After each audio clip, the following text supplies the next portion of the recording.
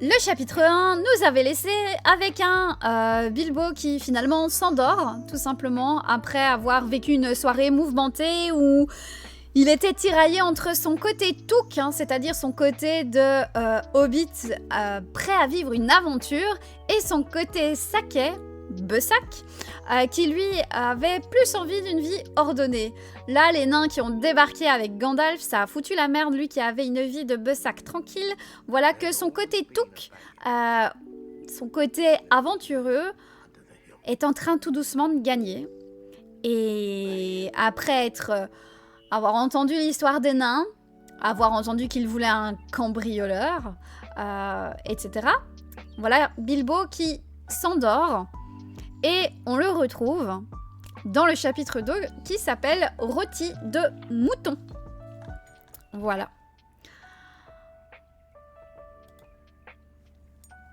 Vous êtes prêts? On démarre?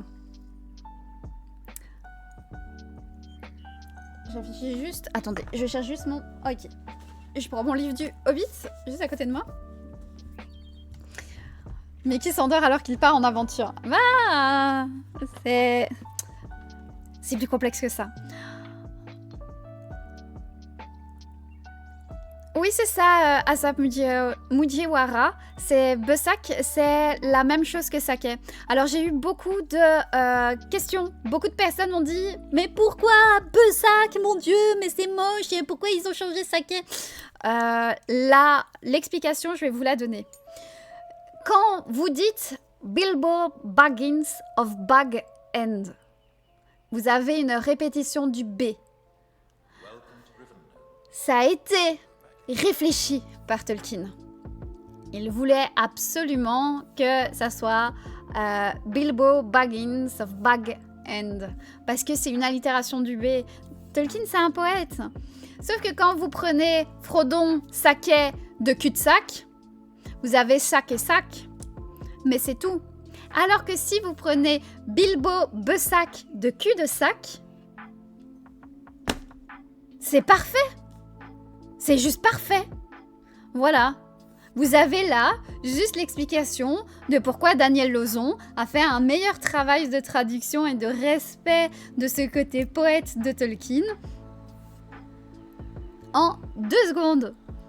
Bilbon Saquet de cul-de-sac, Bilbo Bessac de cul-de-sac. C'est parfait. En cité, il y a Bessac. Ah ouais, non, c'est pas les mêmes. Hein. Je suis en terrasse, whisky à la main, liseuse devant moi, mon GSM pour te regarder, je suis prête. C'est parti alors. C'est surtout qu'il s'endort avec 13 inconnus qui squattent ta maison. Blanche neige en sueur, j'avoue. Bon, allez. On récapépète. Rappelez-vous, en début du chapitre 1er, le livre, l'histoire en tout cas, est décrite comme une aventure qui est vécue par un Bessac. Et surtout, le narrateur dit quelque chose. Il a peut-être perdu le respect de ses voisins, mais il a gagné... Enfin, vous verrez s'il a gagné quelque chose à la fin. Et justement, ça, c'est ce qu'on disait la fois dernière. Bilbo va évoluer au fil de l'histoire. Déjà, dans ce premier chapitre, on l'a bien vu, hein, c'est ce côté Touk et ce côté Bessac qui se battent constamment. Mais là, c'est pas juste une récompense dont il est question, c'est bien sûr l'évolution de Bilbo qui se développe au fil des aventures et ce qu'il va en retirer. Donc dans le premier chapitre, Tolkien a construit le personnage de Bilbo en mettant bien sûr ce conflit Saquet-Touk, donc Bessac-Touk en priorité. Et là, on va voir comment se déroule l'adaptation de Bilbo qui sort d'un environnement très protégé et doux à ses premiers pas dans sa vie d'aventurier. Le chapitre commence par une sorte d'énorme contretemps. Bilbo se réveille et découvre que tout le monde a disparu.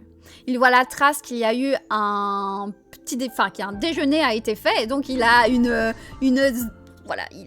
a des tonnes de vaisselle à faire. Merci beaucoup, Barthéléa. Merci.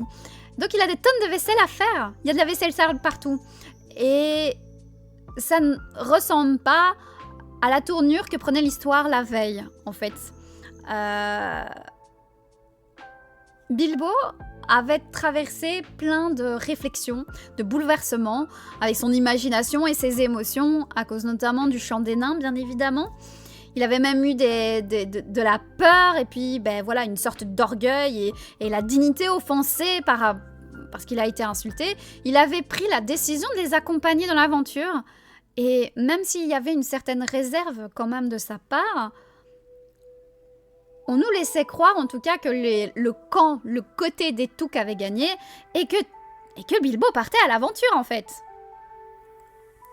Mais lorsque il se réveille ici, dans le chapitre 2, c'est comme si en fait cette détermination Touk de la veille n'existait plus. Elle est partie, elle s'est évaporée. Voilà. Le narrateur nous dit qu'il espérait que la fête inattendue ne soit en fait qu'un mauvais rêve. Et finalement, il nous dit aussi quand même que Bilbo ressent une sorte de petite déception, juste un petit peu déçu, que les nains aient décidé en fait de partir sans lui. Mais finalement, son côté Bessac reprend le dessus.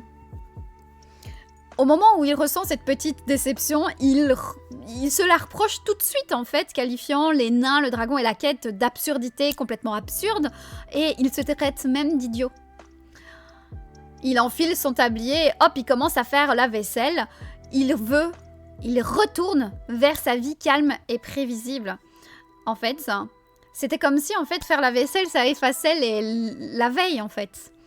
Il semble retourner avec beaucoup de contentement en fait à une vie de Bessac, une vie endormie, toute simple.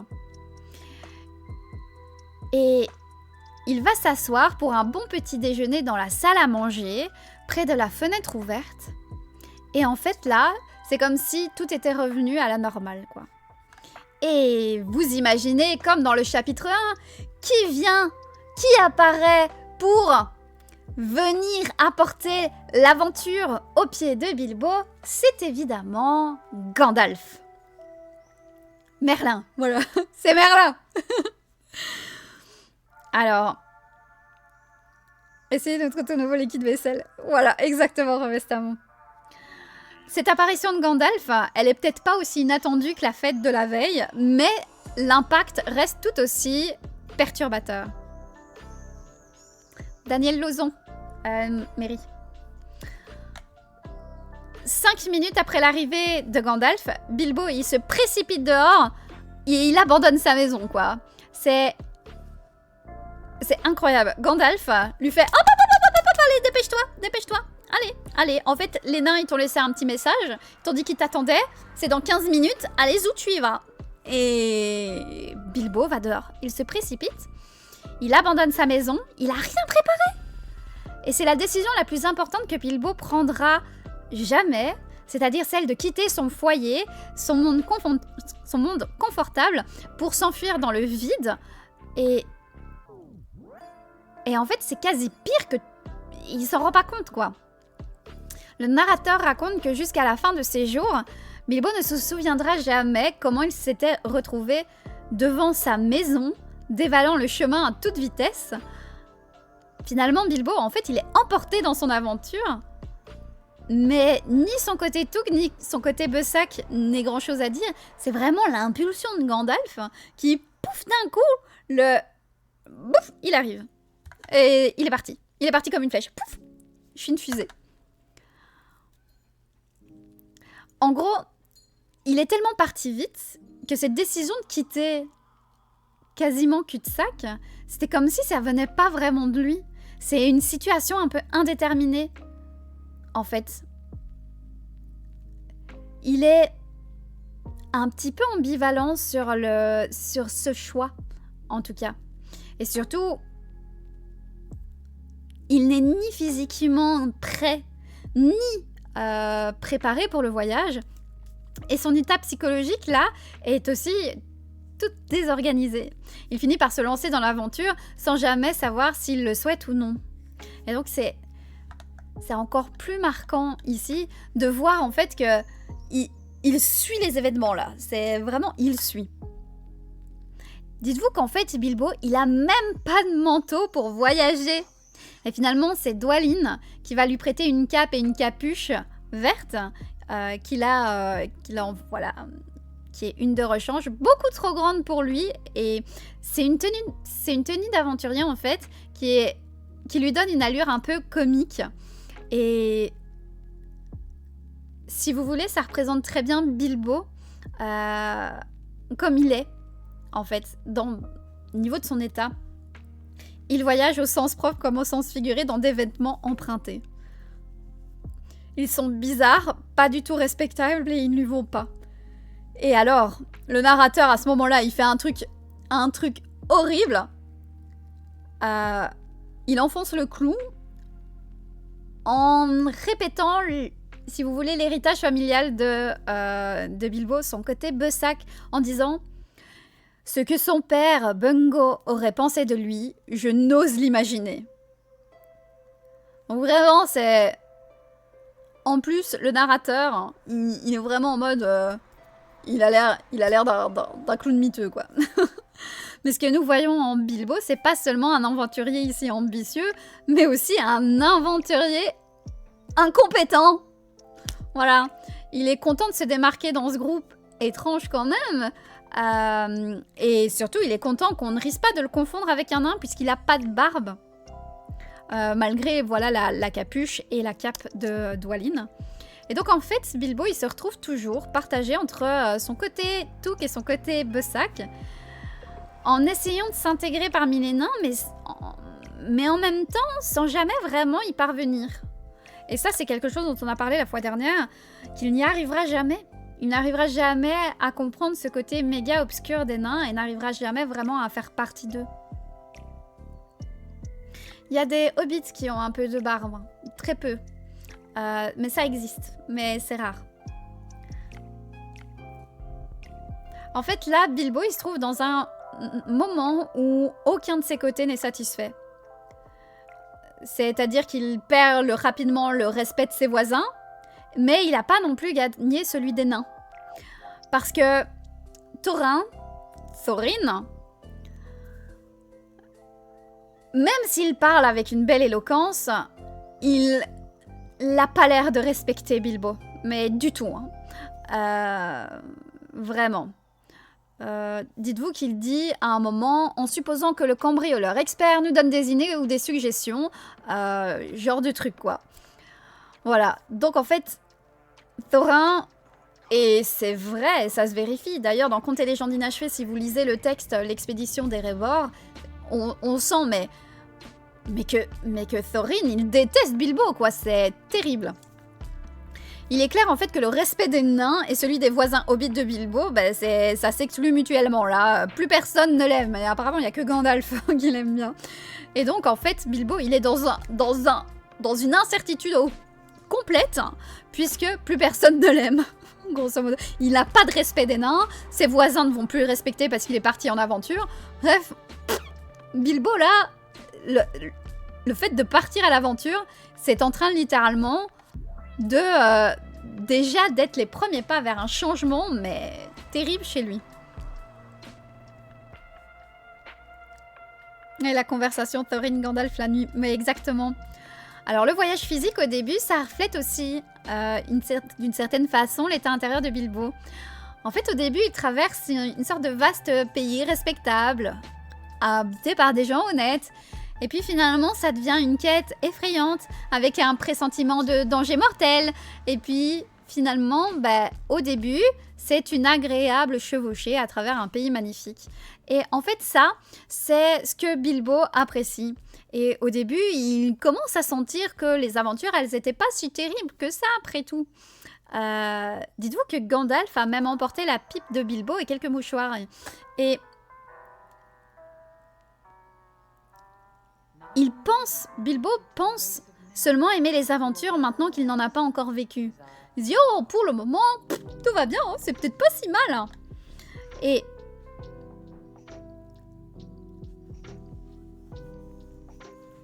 En gros, il n'imagine pas les dangers qu'il peut y avoir sur la route. Et puis finalement, alors qu'ils sont dans ce beau pays où Bilbo, il ferait bien sa petite promenade, quoi. Il se dirige vers des terres où les gens parlent étrangement et chantaient des chants que Bilbo n'avait jamais entendus auparavant. C'est une étrangeté. Et puis, ils arrivent dans un autre endroit, les terres solitaires, où il n'y avait plus personne, plus d'auberges, et où les routes finissaient toutes par se dégrader. Et en fait, là, Bilbo arrive donc dans les terres solitaires. Et là, c'est son monde de Bessac qui va disparaître, mais instantanément, derrière lui. D'office, là, l'aventure va commencer. Quand il est face au danger, grosso modo dans ce chapitre, Bilbo, sa première réaction, c'est de se dire oh, « Je vais me replier mentalement à cul-de-sac chez moi ». Il souhaite être dans son joli trou près du feu avec la bouilloire qui commence à chanter. Et le narrateur ajoutera même, ce n'est pas la dernière fois qu'il souhaitait cela, parce que tout au long de l'aventure, il va vraiment avoir ce sorte de repli mental de sa maison en se disant « Mais qu'est-ce que je fous ici? Je veux être chez moi ». Et c'est vraiment l'image précise de sa chaise au coin du feu et de la baignoire, qui est un parfait condensé de son ancien monde tout sûr, hein, son côté Bessac, confortable, civilisé, agréable.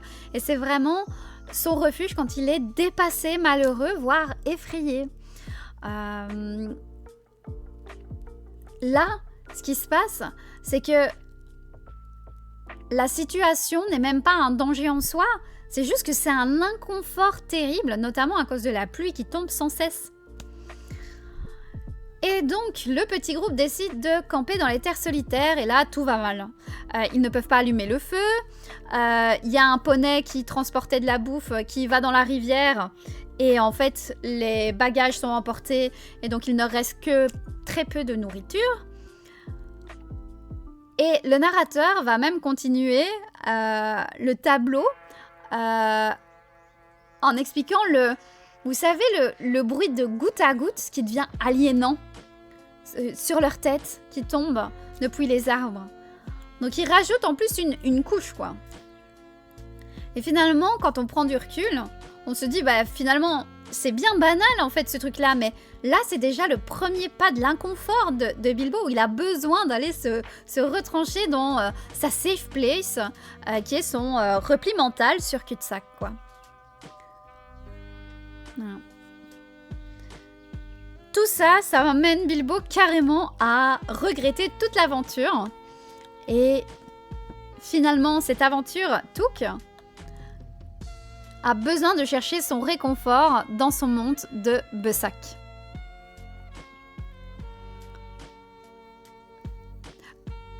Tolkien, en plaçant Bilbo dans une sorte de phase de transformation via les terres solitaires ici, il nous montre en fait un personnage qui est vraiment entre les deux mondes là. Deux angles différents. On a l'émerveillement, mais aussi la nervosité et la peur que Bilbo ressent face à des scènes qui sont totalement nouvelles pour lui. Et en même temps, Tolkien, il n'a pas besoin de nous demander de nous investir, en fait, aveuglément dans ce monde. C'est Bilbo qui nous représente dans cette histoire. On reste très terre à terre dans notre monde quand on pénètre dans un monde fantastique.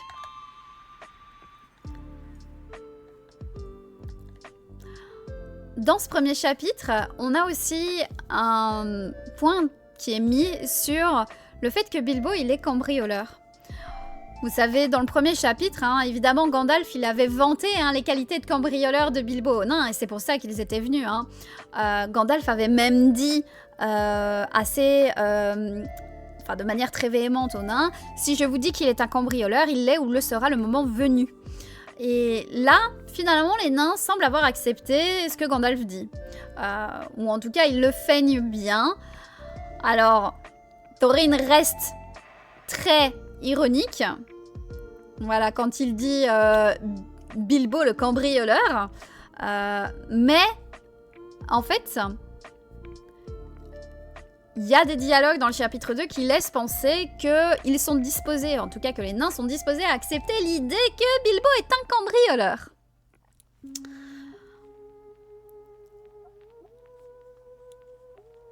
Si vous voulez, pendant ce passage-là, Gandalf disparaît. les nains et Bilbo ne savent pas où il est. Et donc les nains finissent par se retourner sur Bilbo et disent, après tout, nous avons un cambrioleur avec nous. Et ça peut paraître bête, mais en fait, Bilbo, à ce moment-là, c'est le seul aventurier professionnel qui est avec eux en l'absence de Gandalf.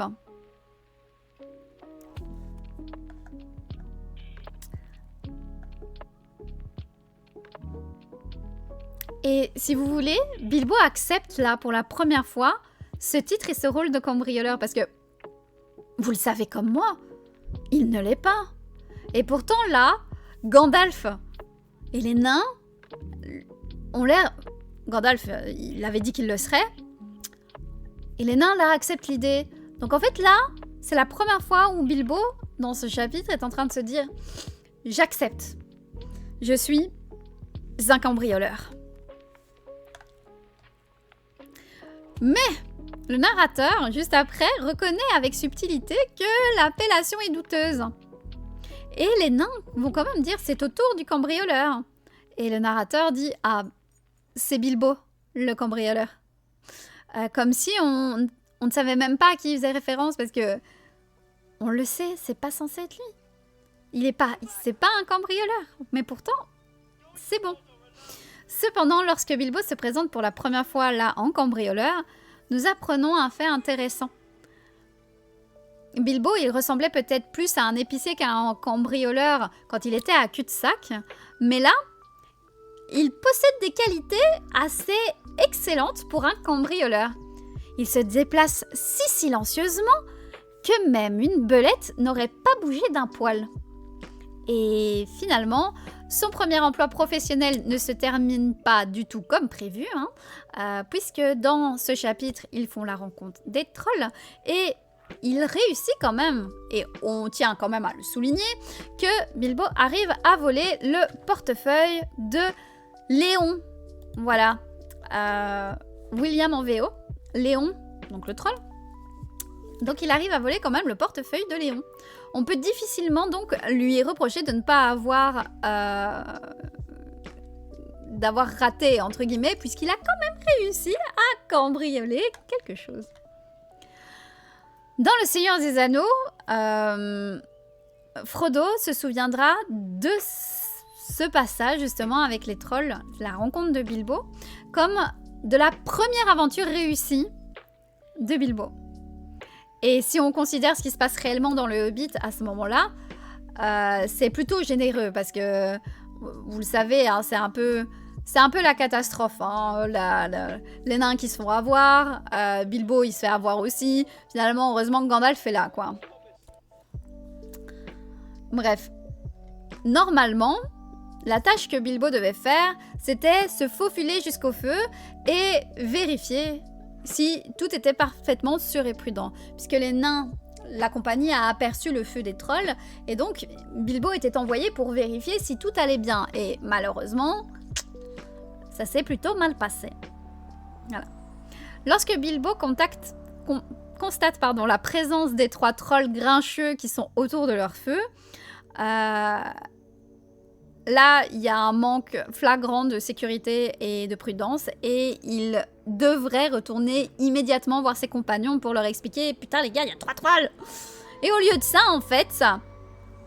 Bilbo va prendre un risque inutile qui fait que tout le monde se fait attraper et qu'ils se font presque dévorés par les trolls, quoi. Et...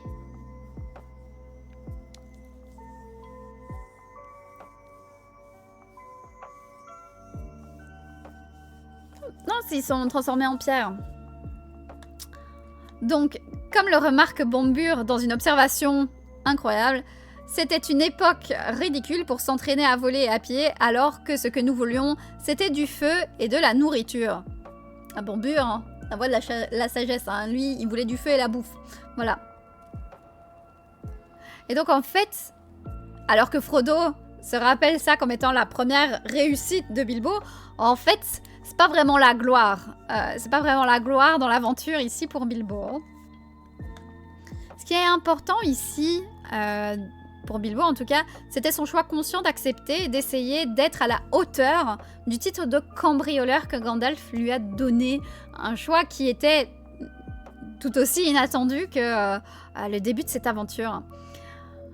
Je tiens quand même à rappeler que Bilbo, il n'a pas vraiment choisi de quitter sa maison, c'est Gandalf qui le pousse. Hein. C'est... La veille, il s'effondrait sur un tapis de peur, quoi. Et maintenant, là, il accepte de s'aventurer dans un danger inconnu, dans une forêt, mais menaçante, la nuit. Mais en plus, il décide de lui-même de faire une tâche encore plus périlleuse que ce qui lui est demandé, pour montrer qu'il est capable. Et le choix le plus prudent, c'était de retourner près des nains, mais c'était aussi l'accomplissement de la mission. Et il réalise qu'il ne peut pas retourner auprès des nains sans quelque chose, il ne peut pas avoir les mains vides. Et là, ce qui le motive par-dessus tout, c'est le désir d'être à la hauteur des recommandations de Gandalf. Et surtout de gagner le respect de ses compagnons. Comme on l'a vu, même s'ils acceptent l'idée, Thorin n'est pas spécialement très gentil avec lui. Et lorsque Bilbo glisse la main dans la poche de Léon, commettant ainsi son premier cambriolage, Bilbo se dit avec une satisfaction de courte durée, bien évidemment, que c'est un début.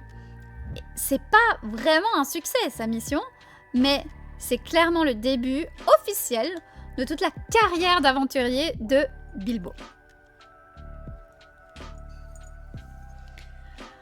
Alors, dans ce chapitre, on a aussi 2 passages qui permettent de cerner beaucoup mieux les nains et leur caractère. Si vous voulez, avant que Bilbo ne parte, quand il commençait à faire la vaisselle et que Gandalf débarque chez lui, en fait, Gandalf lui dit « Mais les nains vous ont laissé une lettre sur la cheminée, tu ne l'as pas vue. » Cette lettre, à l'intérieur, c'est un message de Thorin, donc Thorin. Si vous voulez, c'est une lettre à caractère très juridique. Hein. Vous voyez, c'est vraiment hyper lourd, formel, avec des mots comme frais de voyage, frais funéraires à notre charge ou à celle de nos représentants. En fait, là, Thorin, il parodie un peu le langage des contrats formels et quasi exagéré, finalement, personne ne comprend rien, quoi. Il affirme que les termes du contrat sont contre remboursement. Bref, que promet-il en espèces en paiement de la livraison? Que Bilbo est-il censé livrer le trésor entier, un chargement de hobbits à la fois? Enfin, c'est flou. C'est flou. En fait, il faut savoir que Thorin, dans le premier chapitre, avait été agacé lorsque Bilbo avait pris ses attitudes professionnelles et demanda que toute la situation soit claire et nette et voulait absolument avoir des détails sur tout.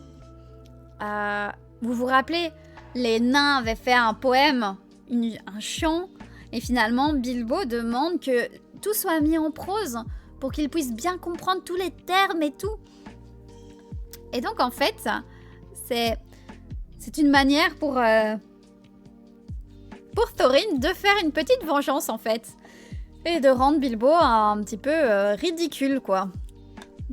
Vraiment, Thorin, même s'il semble se manquer gentiment de Bilbo pour sa lâcheté de la veille, Thorin explique quand même et laisse entendre qu'il pourrait ne jamais revenir de leur voyage. Et donc il lui propose de couvrir ses frais funéraires si l'occasion se présente et que la situation n'est pas autrement arrangée.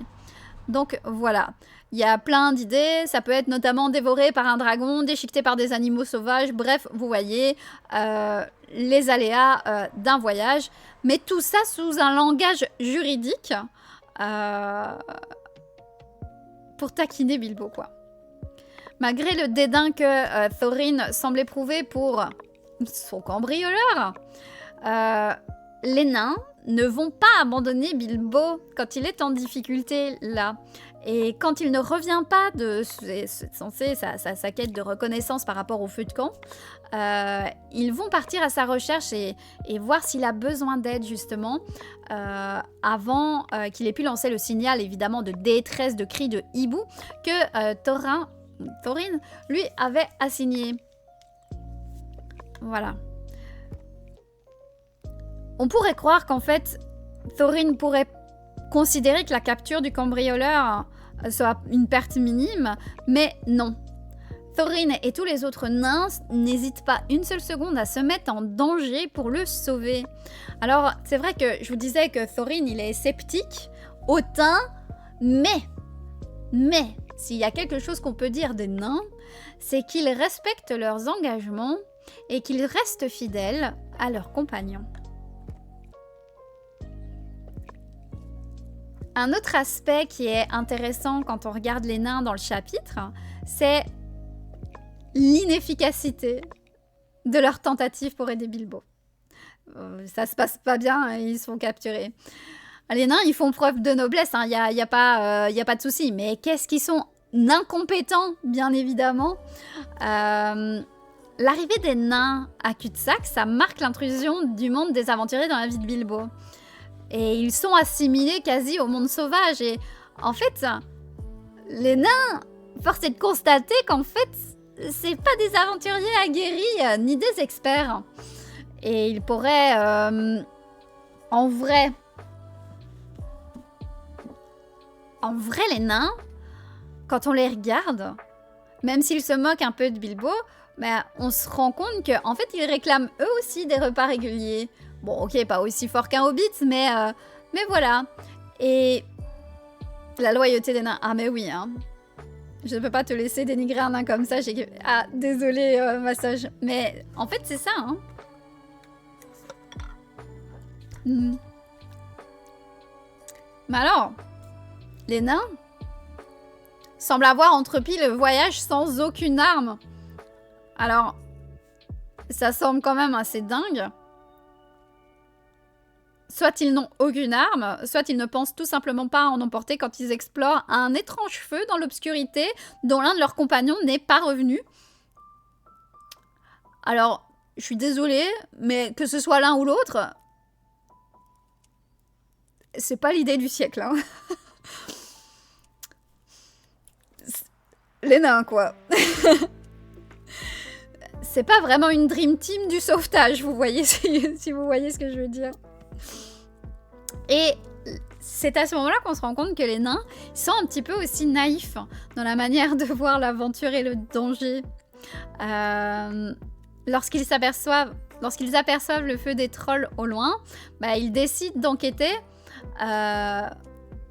parce que tout valait mieux qu'un petit dîner, un petit déjeuner moins copieux et des vêtements mouillés toute la nuit, quoi. Ils sont finalement attrapés par les trolls et ils sont emballés dans des sacs en attendant d'être cuits et dévorés. Et là, on peut dire que malgré la mauvaise opinion que Thorin a de Bilbo, les nains eux-mêmes ne semblent guère plus habitués à la vie dans la nature que leur nouveau cambrioleur. Donc en fait, les nains qui semblent être faisant partie du monde de l'aventure et du monde sauvage pour Bilbo, en fait, c'est une équipe de bras cassés. Grosso modo. Hein. Alors, si les nains ne parviennent pas à nous impressionner en tant que héros, bah, les trolls peuvent peut-être être des méchants surprenants. Les trois trolls, ils veulent être avant tout des personnages un peu comiques et conçus pour faire rire. Ils portent un nom assez populaire. Hein. On a Léon, Hubert et Tom. Voilà. Donc c'est des noms assez communs.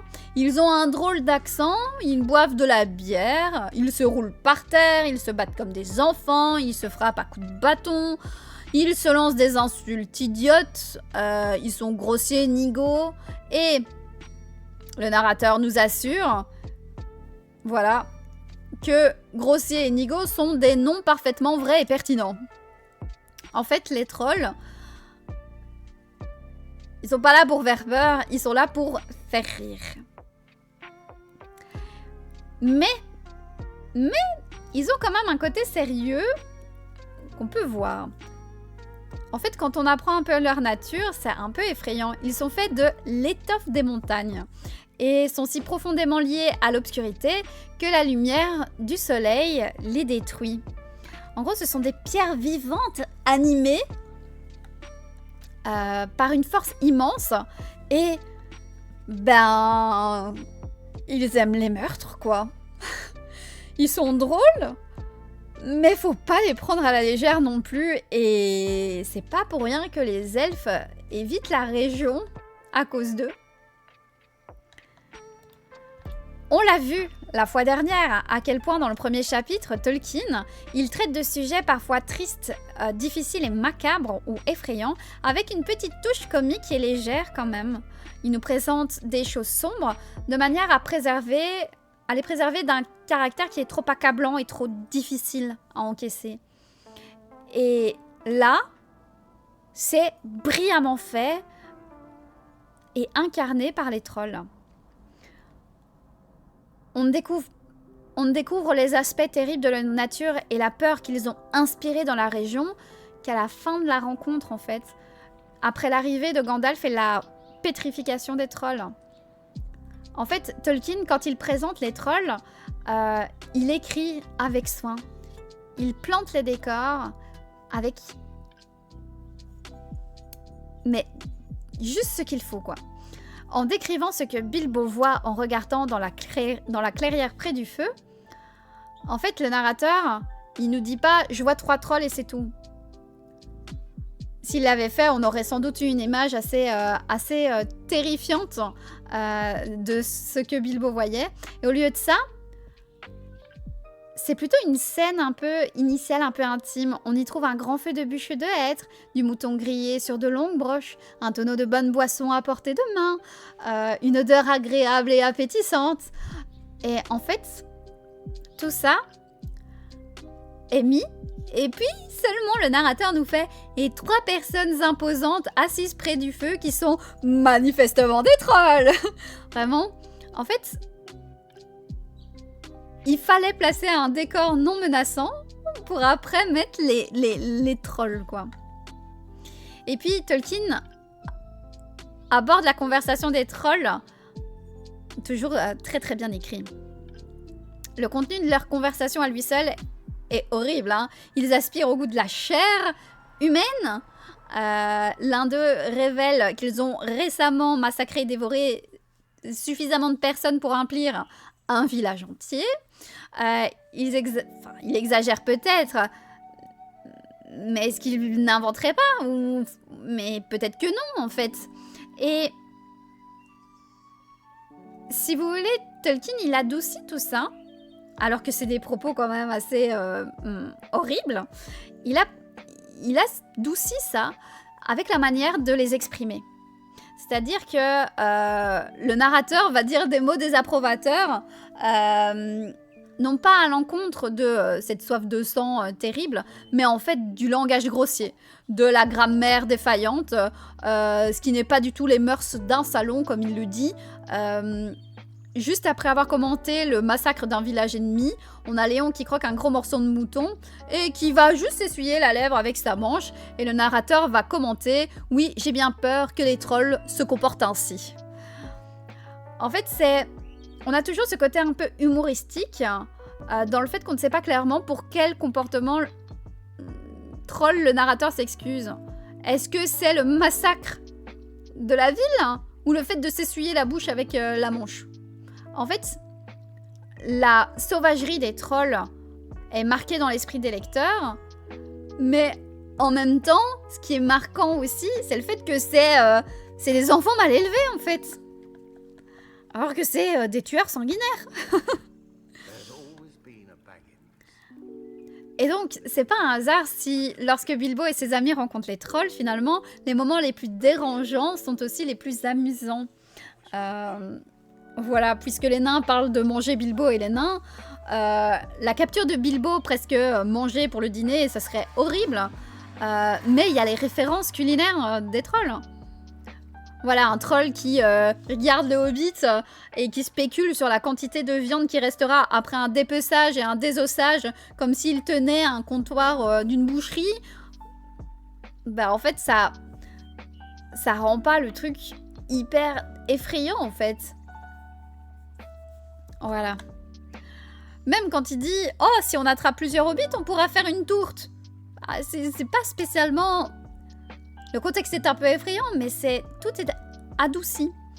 Et tandis que Bilbo est suspendu par les cheveux au poing du troll, il balbutie un jumeau plein d'esprit. Il va dire « Je suis moi-même un bon cuisinier et je cuisine mieux que je ne cuisine. » Si tu vois ce que je veux dire. Voilà. Et donc en fait, Bilbo, même s'il est menacé d'une mort atroce, il a quand même son esprit qui reste collé à la rencontre. Non, des enfants Montessori.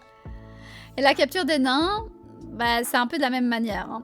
Les nains sont enfermés dans des sacs et ils sont obligés d'écouter les trolls qui débattent de la façon exacte dont ils vont préparer leurs victimes, voilà, aux petits oignons. Et l'idée que des trolls s'arrêtent pour tenir cette discussion, c'est un peu drôle, quoi. On ne s'attendait pas à ce que des trolls mangeurs d'hommes et de nains soient si absorbés par un débat culinaire et en fait qu'ils en oublient jusqu'à une chose qu'ils doivent absolument craindre par-dessus tout, le lever du soleil.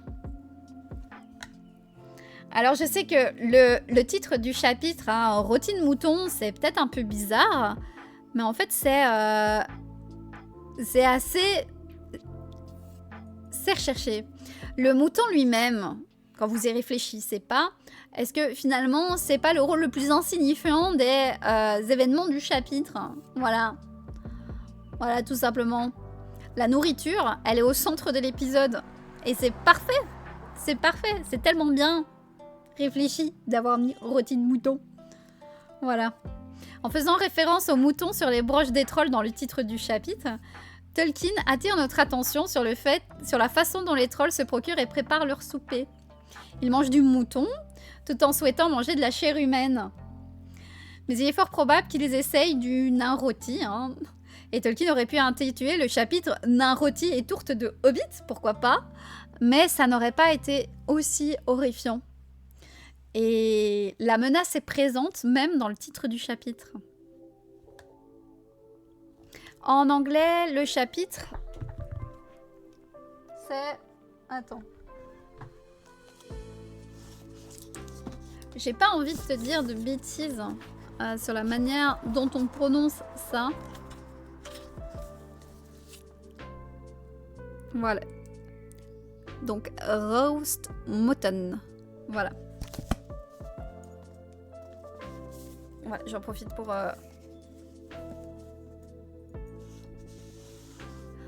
Non, j'y ai pas joué. J'y ai pas joué. Bon.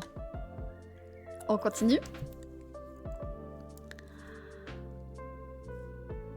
Donc, Tolkien, il atténue la terreur de la rencontre avec les trolls avec des touches comiques et il parvient à exprimer quand même quelque chose d'important.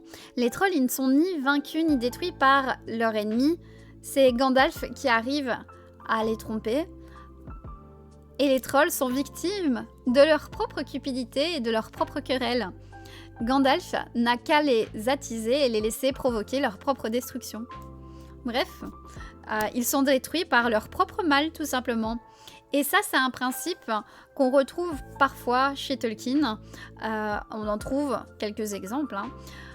Ce qui est vrai pour les trolls le sera aussi pour Smaug plus tard. Et on le verra aussi. Enfin, ça, c'est aussi valable pour Sauron, Gollum et même Saruman dans Le Seigneur des Anneaux. Mais ça, c'est pour une autre histoire. Et évidemment, on aura la suite de l'analyse du chapitre 3 vendredi. Voilà. Voilà. C'est un petit peu plus court cette fois-ci. Mais voilà. J'espère que... Ah non, déjà. Oui, déjà. Le chapitre était un petit peu... Le chapitre est assez court. Hein. Les chapitres de Hobbit sont pas très longs. Voilà. Voilà.